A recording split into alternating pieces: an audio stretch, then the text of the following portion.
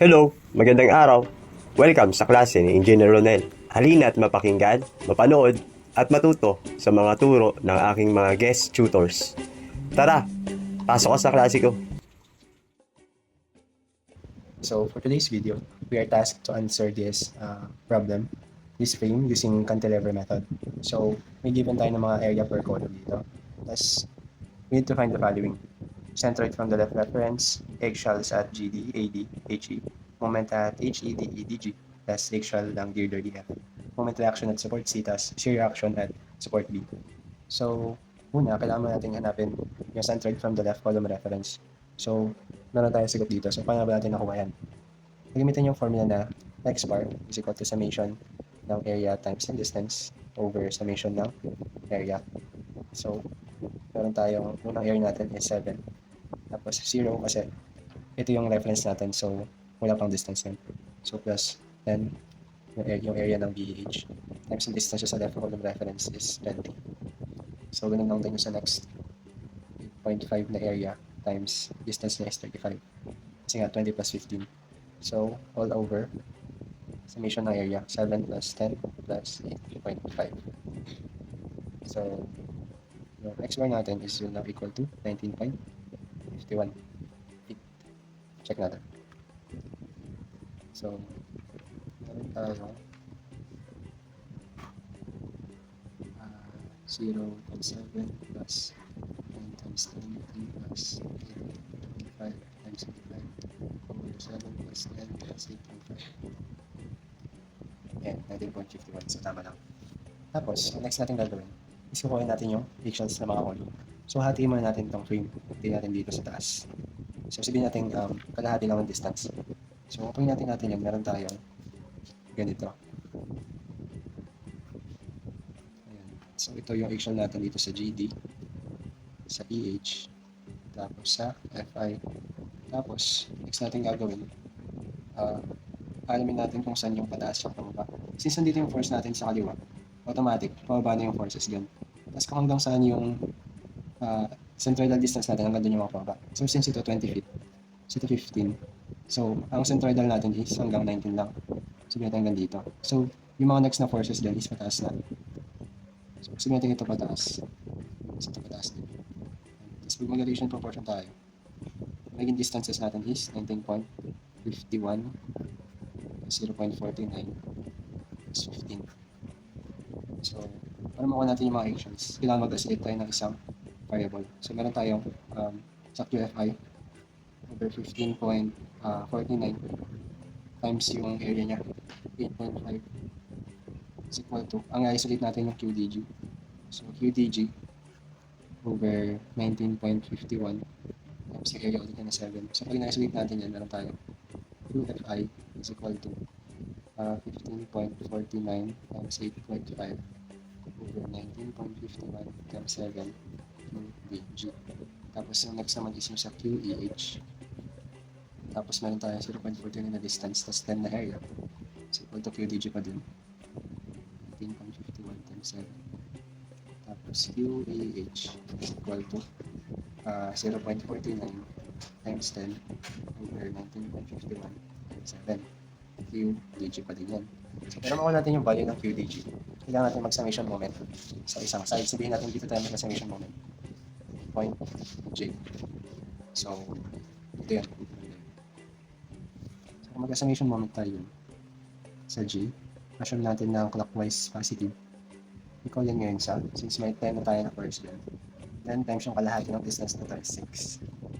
So, ngayon minus na kasi control natin dun sa assumption natin. So, minus QH muna.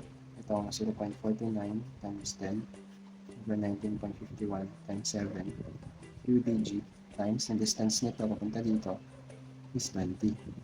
Is minus ulit since pataas nito. 15.49 times 8.5 over 19.51 times 7 QDG times yung distance naman ito from here, which is 35. Equals 0. Ngayon, UDG is equal to, update na natin. So, meron tayo 10 times 6 minus 0.49 times 10 over 19.51 times 7 x times 20 minus 15.49 times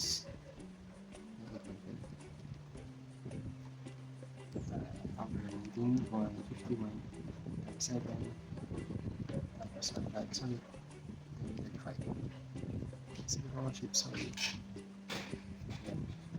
So QDG is equal to 1.741. So makuha na natin yung ibang equations. Q and pi is equal to, so type lang natin 15.49 times 8.5 over 19.51 times 7 times yung QDG na 1.741. So therefore is equal to 1.678. So yung QEH naman, gagawin lang natin yung taas. Magiging 0.49 times 10. Yan, 0.062. So, ang next naman natin gagawin, same lang din kung paano natin kinuha itong mga values dito. Ganoon lang din sa baba. Mag-iiba lang yung labeling natin, tapos yung pag-moment. So, kung same lang din yung gagamitin natin, magiging ganito yan. QCF over 15.49 times 8.5 is equal to QAD over 19.51 times 7. Yan. So, since parehas naman yung gagawin, magiging ganito na itsura niya. So, magkakaiba lang ito kapag magmo-moment na. So, dito naman tayo magmo-moment sa baba. So, sa kalahati naman itong distance nito. So, 8. So, sabihin natin point K yan. So, summation moment K, simple yung assumption natin, positive clockwise, is equal to 10 times, yung distance niya is 12 plus 8, kaya magiging 20 plus 15 times 8 minus, since pa-counter na naman sila to, sa QBE naman, magiging 0.49 times 10 over 19.51 times 7 QAB times yung distance niya na 20 minus 15.49 times 8.5 over 19.51 over 7 QAB times 35 equals 0. Then QAB is equal to 10 times 20 plus 15 times 8 minus 0.49 times 10 over 19.51 times 7 times alpha x times 20 minus 15.49 times 8.5 over 19.51 times 7 55 plus 0 shift solve. So QAD is equal to 9.286. So makuha na natin ulit yung mga ibang ratios, yung QBA, tapos QCF. So input lang ulit, 0.49 times 10 over 19.51 times 7 times 9.286 and 0.333. Tapos yung QCF naman, gagawin na natin yung taas. 15.49 times 8.5 8.952. So meron na tayo HLs ng column AB, which is ito yan, 9.286. Okay, tapos ay AD pala yun, GD. So GD pala is 1.741. Okay, sa AD 9.286. Sa HE naman, which is ito, 0.062. So next naman natin gagawin is kuhain yung moment sa column na HE. So sa pagkuha naman ng moment sa column HE, so need natin ng moment dito sa girder na to, tapos moment din natin dito. Kasi magiging yung ikot na to is clockwise. So lahat ng moment dito is clockwise. Meaning, dapat ang ikot ng moment dito is counter. So, kailangan natin ipag-add yung dalawang moment dito para makuha natin itong moment dito sa HE. So, magiging, since may actual tayo dito na 1.741, multiply natin sa half ng distance nito, which is 10, plus yung actual din natin, ay actual dito kasi actual din dito. So, ang actual natin sa IF is, IF, 1.678. 1.678 times half ng distance nito is 7.5. So, magiging equals yan sa 1.741 times 10 plus 1.678 times 7.5 equals to 29.995 feet per feet. Ay, keep feet pala. So, ano yung moment natin sa HE? 29.995 feet. Yan. So, sa paggawa natin ng moment sa girder DE, which is dito, kailangan natin ng action nito, para makuha natin yung action niyan, tapos ma-convert natin into moment. So, since itong upper part nito is pataas yung force nun, which means itong lower part is pababa. So, same value lang din. So, sabihin natin negative 1.741 plus, since itong upper part is pataas ulit, action nito is 9.286. 9.286. Equal yan sa 9.286 minus 1.741. 7.545. Then, since may shear na tayo dito, i-multiply lang ulit natin yan sa half distance, makuha natin yung moment. So, times 10. Kulang sa 75.45 feet.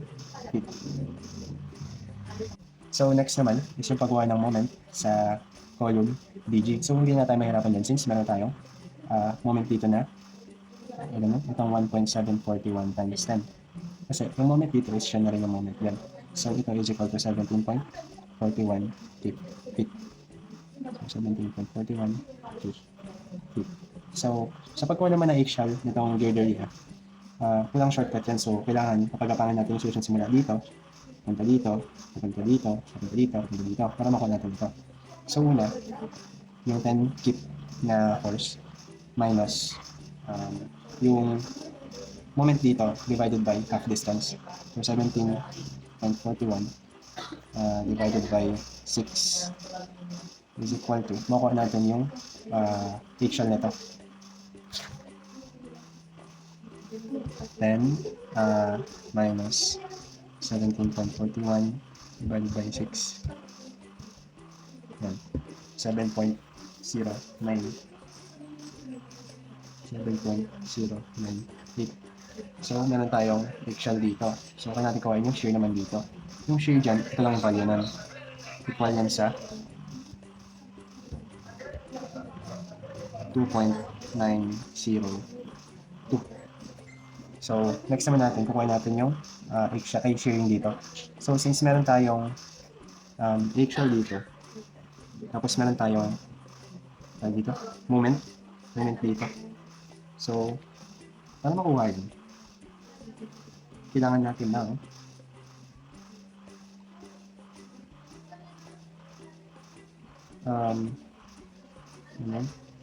natin, kasi ito papuntang right, kasi ito papuntang left. So, pag pinag-minus natin yan, makuha natin yung answer dito.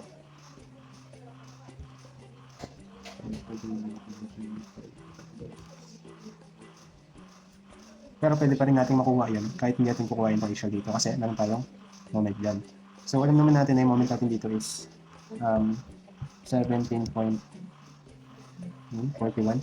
Tapos may moment din tayo dito na axial times yung half distance, which is yung 1. Plus 1.678 times 7.5. Tapos ang moment natin sa gitna, sa dito, is 29.995. So, pag dinivide natin yan, half ng distance nito, makukuha natin yung shearing dyan sa HE. So, divide natin by 6. So, axial natin at HE is equal to 4.999. So, meron tayong 1, 2, 3 na forces. So, kailangan natin ito, at ito, para makalabas natin ito. So, next naman, may moment na tayo dito. Ay, may moment pa tayo dyan. Wala pa pala. So, may moment tayo dito. So, makuha natin ito by subtracting yung dalawang moment. So, meron tayong 70 5.45 minus yung moment dito na 17.41. So, may moment tayo dito sa baba na 58.04. Then, pag dinivide naman natin yan by half ng distance, makakuha tayo ng divide by 8 is equal to 7.255 feet. So, meron na tayong so, para makuha naman yung eggshell nitong BE, so meron tayong force na 15 dito. So, yung makuha nating pa-left na force dito, ipag-add natin sa 15, then susubtract natin yung upper portion nito, which is equivalent to 7.255. So, magiging 15 plus yung force dito is 2.902. Then, minus yung force sa baba, 7.255. Ngayon, makuha natin yung eggshell nito. So, 15 plus 2.902 minus 7.255. Yan. 10.647. So, meron tayong force dito, dito, dito, dito, dito. So, ito na lang kulang natin. So, since meron tayong force dito na pa left, itong kabilang side is pa right. So, same lang din. Ito pa left. So, tas dito naman, itong upper part is pa left, itong lower part is pa right. So, ang mangyayari, ito plus ito minus yung force dito, yan, is equal to force dito. So, para mahanap natin to, yung moment ulit nito, moment divided by half distance. So, para makuha yung moment niyan, meron tayong moment dito, may moment tayo dito, may moment tayo dito. Itong moment na nandito, ipagpa-plus natin, then minus yung moment dito, makuha natin to. So, meron tayong moment na, dito meron tayo 75.45 plus moment natin dito na 54.555, then minus yung moment natin sa gitna na 29.995. Ayan. So, yung moment natin dito ngayon is 100.01. Then, i-divide natin ng half ng distance, which is 8, divide by 8. Makuha natin ngayon yung shearing ng BE. So, shearing BE is equal to 12.50. So, alam na natin ngayon yung force dito, dito, dito, dito. So, ang pinakamagamatter na mga forces dito is shearing nito, eggshell nito, plus shearing nito, para mapalabas natin to. So, may sinabi ko kanina, ipag-add natin itong dalawa. So, merong 10.647 plus yung sa shearing naman nito na 4.999, then minus yung nandito na 12.50 is equal to 10.647 plus 4.999 minus 12.501, 3.145. So, yan na yung eggshell sa girder PF 3.145 kips. So, yan. Sa pagkuha ng moment sa support C, since meron tayong eggshell dito, so, multiply lang natin yun ng half ng distance nito, makuha tayo ng moment dito. So, ang eggshell natin, ang shearing natin dito is 7.274 times 7.5 is equal to 54.555. Then, yung moment natin dito na 54, minus lang natin yung moment dito, makuha na natin yung moment dito. So, magiging minus 12.585. 54.585 minus 12.585. Ayan, meron tayong moment na 41.97 keep fit. So, 41.97 keep fit. Tapos, may shear reaction na tayo at support B na na-compute natin kanina, which is ito, 12.50 keep. Tapos, lahat ng forces, lahat ng shear reaction ng ABC is pointing towards sa left side, sa reference natin, since na-control natin yung mga forces dito sa left. So, ito is 12.50. So, yun lang. Let's go! Let the music